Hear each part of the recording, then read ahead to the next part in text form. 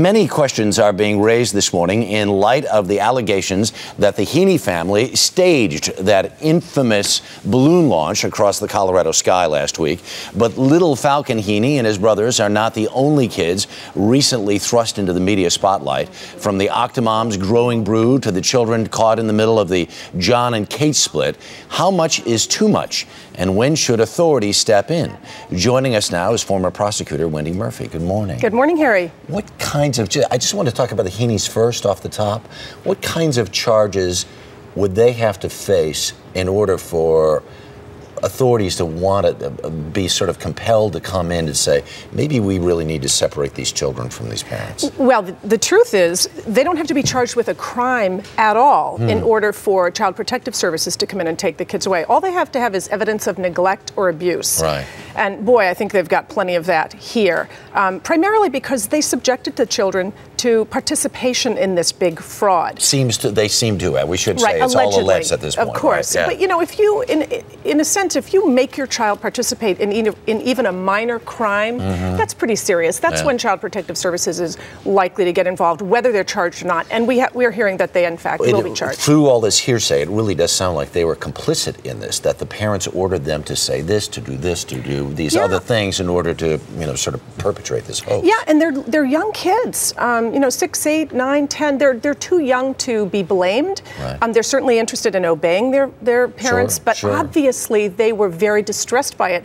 As we know, the youngest, the so-called balloon boy or non-balloon boy, literally became sick, apparently because he was so upset about being made to lie and participate in the fraud. Yeah. So a lot of compassion for the kids. And hey, they may want to stay with their parents. So sometimes Protective Services has to do what doesn't feel very good for the kids because they should take them out of a family that's exploiting them and causing them harm, even if the kids really would rather stay with the parents. Right. Which brings us to the larger question of reality television, and especially reality television that focuses on families.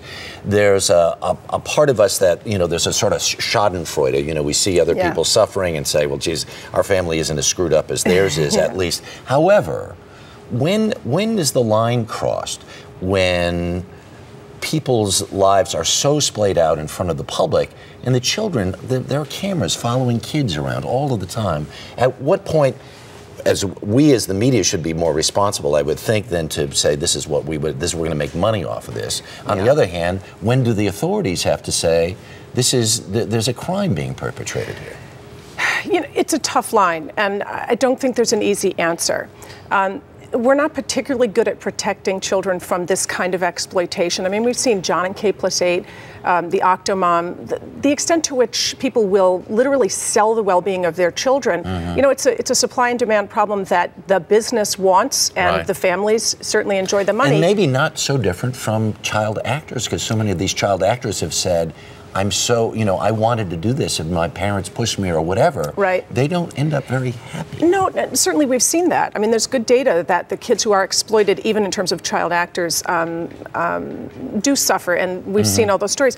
But I think the difference here is that it's not exactly regulated yet, and we really do need the law to step in and provide better controls. I mean, it's often too late to get involved after the children have been exploited. Say, ooh, now that these children have been harmed, let's go in and take them away from their families. I think it might make more sense to create some regulations around this to make sure that the exploitation never happens to begin with. Wendy, thanks so much for coming by this morning. My pleasure. Really appreciate it.